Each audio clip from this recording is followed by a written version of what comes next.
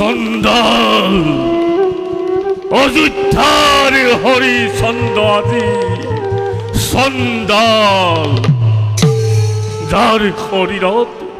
অসংখ্য মণি মুকুতাই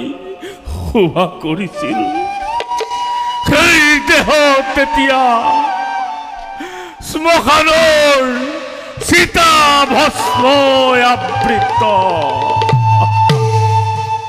দেখ মোৰ হৰিচন্দ্ৰ নাম দেখ মোৰ জীৱন পুত্ৰ ভাজ্যা সকলো মোৰ হেৰাল ক'ত ক'ত মোৰ পুত্ৰ ক'ত প্ৰাণৰ ভাজ্যা সৰ্পা ক'ত মোৰ আত্মীয়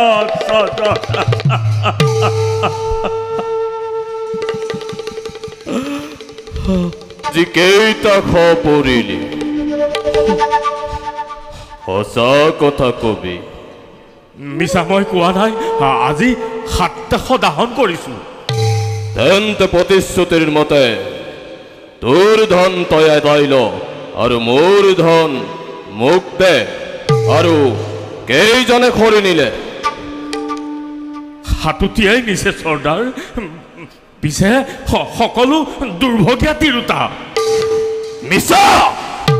সকলো মিছা তোৰ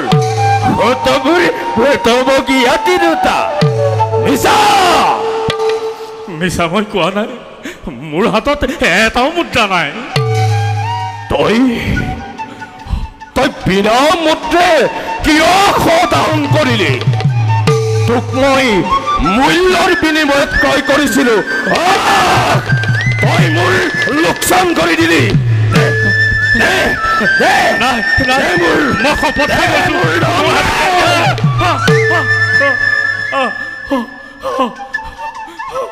মোৰ হাতত এটাও মুদ্ৰা নাই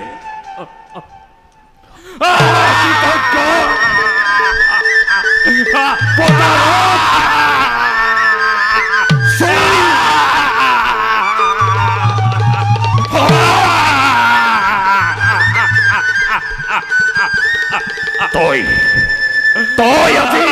বিনা হাৰে থাকিব লাগিব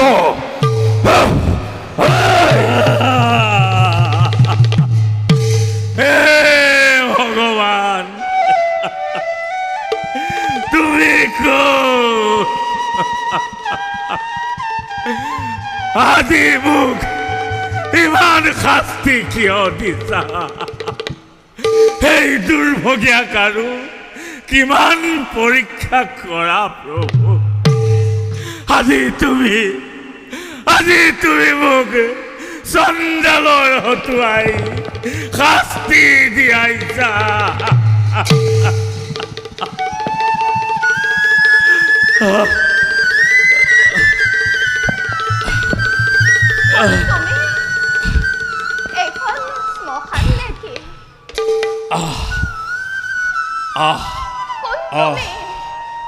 এইখন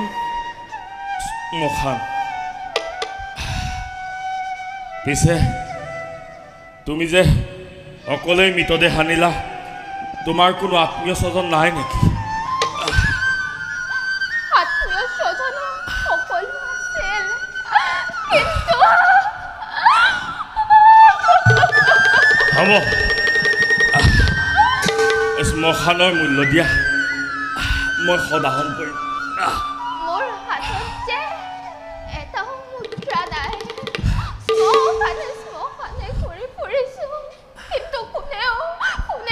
সদাহন নকৰে তুমিয়ে দয়া কৰা মই কি দয়া কৰিম মোৰ প্ৰভুৰ আদেশ মুদ্ৰা নোলোৱাকৈ মই সদাহন কৰিব নোৱাৰো তেন্তে তুমিও দয়া নকৰা হে কাকীনাথ তোমাৰ পুণ্য নামতে ধনৰ অভাৱতে নিজ পুত্ৰক ৰবা কি কৰা মই তোমাৰ পুত্ৰক দাহন কৰিম পুত্ৰৰ সময় দাহন কৰিম পিছে ইয়াৰ মৃত্যু কেনেকৈ সৰ্পই দংশন কৰিছিল চিকিৎসাৰ অভাৱতে তাৰ মৃত্যু হ'ল দ্ৰব্যৰ বিপাকত পৰি স্বামীক হেৰুৱাই ময়ো হ'লো নিথৰুৱা এগত পুত্ৰকো হেৰুৱালো হ'ব দিয়া ইয়াৰ দৰে মোৰো এক পুত্ৰ আছিল তোমাৰ দৰে এক ভাজ্যা মোৰ আছিল আজি দৈৱৰ দুৰ্বিপাকত সকলো হেৰাল মই তেওঁৰ দৰে পতিব্ৰতা পত্নী আৰু কাহানিও দেখা নাই ৰাতি প্ৰায় শেষ হৈ আহিছে পোৱাৰ আগতে মই ঘৰ গৈ পাবগৈ লাগিব যদি দয়া উপদিছে তোমাৰ অন্তৰত একে গতি দাহন কৰা হ'ব দিয়া মই দাহন কৰিম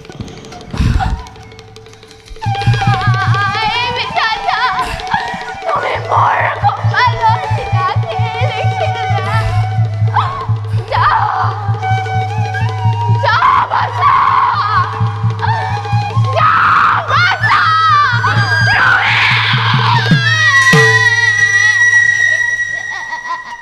ৰোহিত কোন ৰোহিত হে মানুহজনী তুমিনো কোন মই এগৰাকী ব্ৰাহ্মণৰ চিতদাসী তাৰ মানে তুমি হয়বা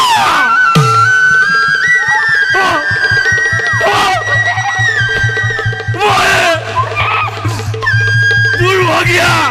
হৰিচন্দ্ৰ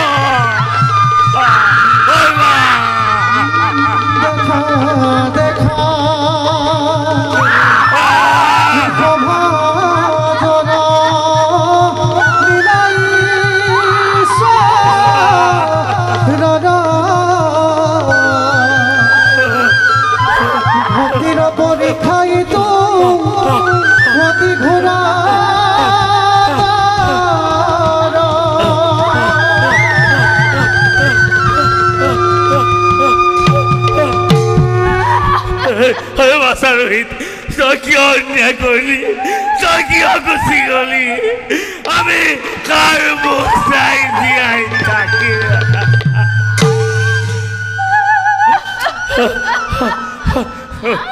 ব'লা আমি দুয়ো মিলি বাচাক দাহন কৰোঁ ব'লা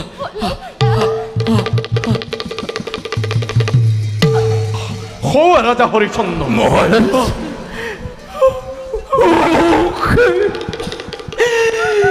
মহাৰাজ আছে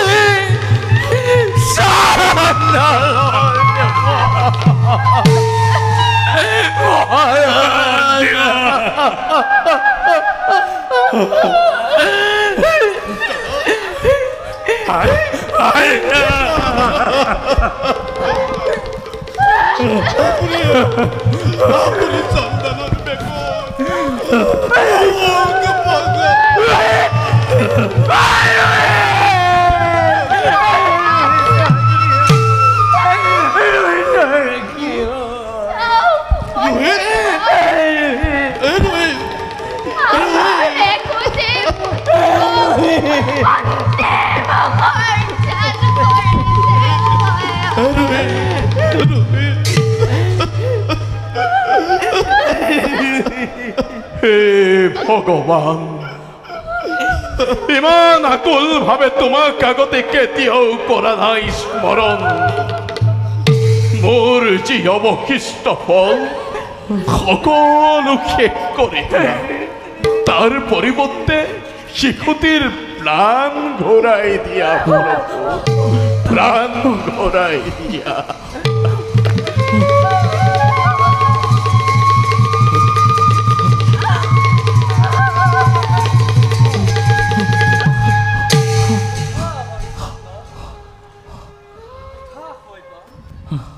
সাধু হৰিচন্দ্ৰ সাধু সভ্যা ধন্য তুমি মহামানী অযোধ্যাৰ নিপতি তোমাৰ পুণ্যৰ প্ৰভাৱ চন্দ্ৰ নিৰ্মল পোহৰৰ দৰে কৰিব প্ৰকাশ এয়া চোৱা হৰিচন্দ্ৰ তোমালোকৰ পুত্ৰ ৰহিতৰ শৰীৰত অমৃতময় কৰিলো সঞ্চাৰ। ইয়াৰ প্ৰভাৱতে ৰহিতে পুনৰ প্ৰাণ পাই উঠিব।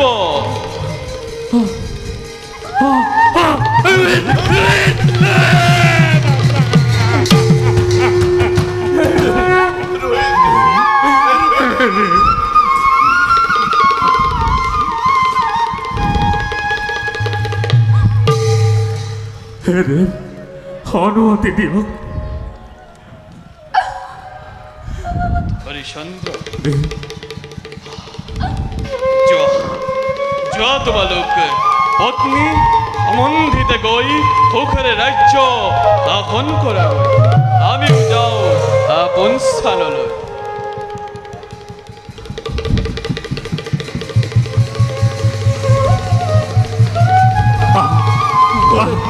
সকলোতে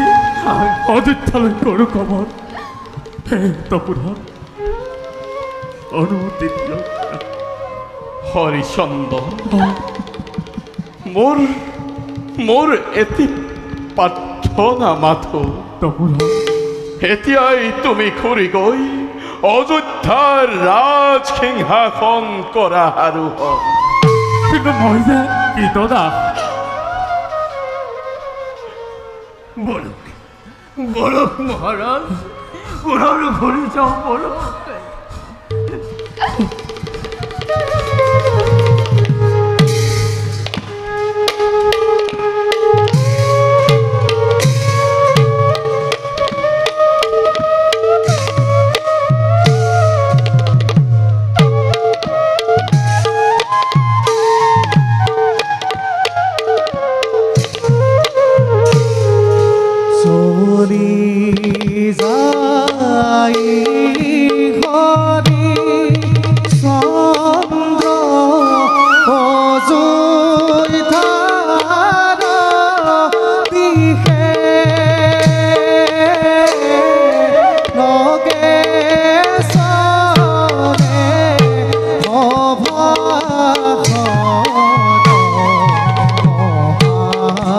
নন্দ